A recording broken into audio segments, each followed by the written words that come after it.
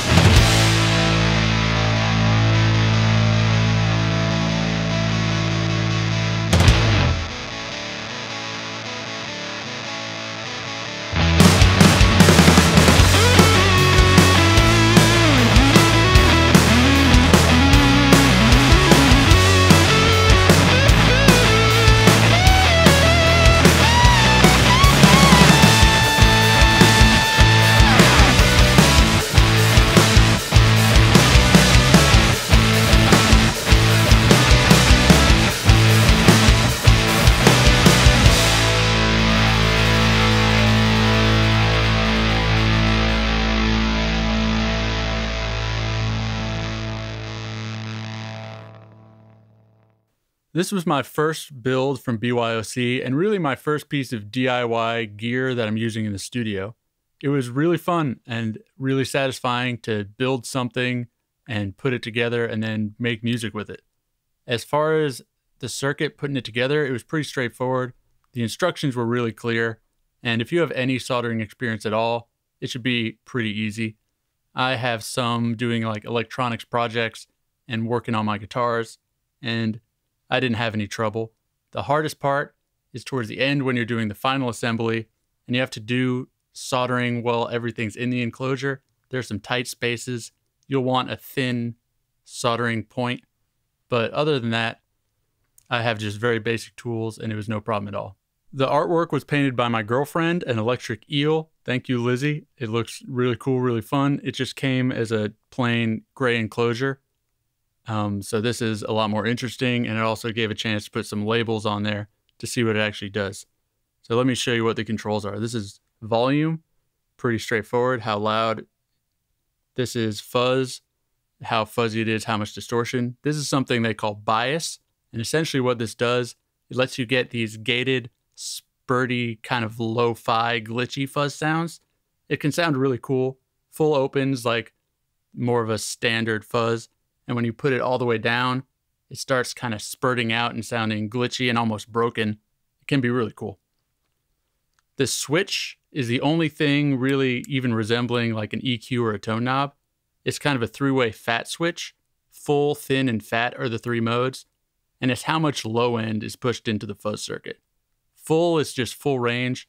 Thin, there's some low cut, so it's a little bit tighter sounding. It works well in front of an already driven amp, in my experience. And then on the fat mode, it boosts a bunch of low end before the fuzz, and you get this real boomy, fuzzed out, like ultimate destruction. It really sounds awesome. And what's interesting is these also interact a lot with this bias control.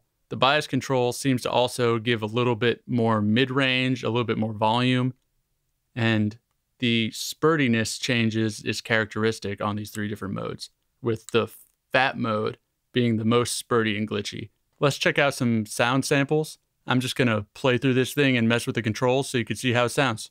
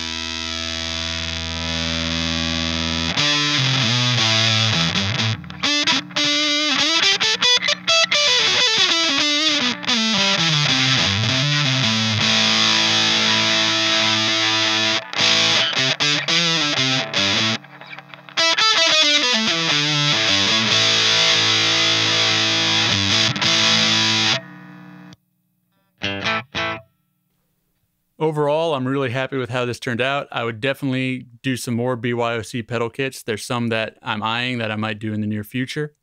And I might do other DIY gear projects too. This was a pretty simple one to start with. The circuit was not that complicated, and it was good for building confidence, seeing this is something that I definitely can do, and maybe I'll take on more involved projects in the future.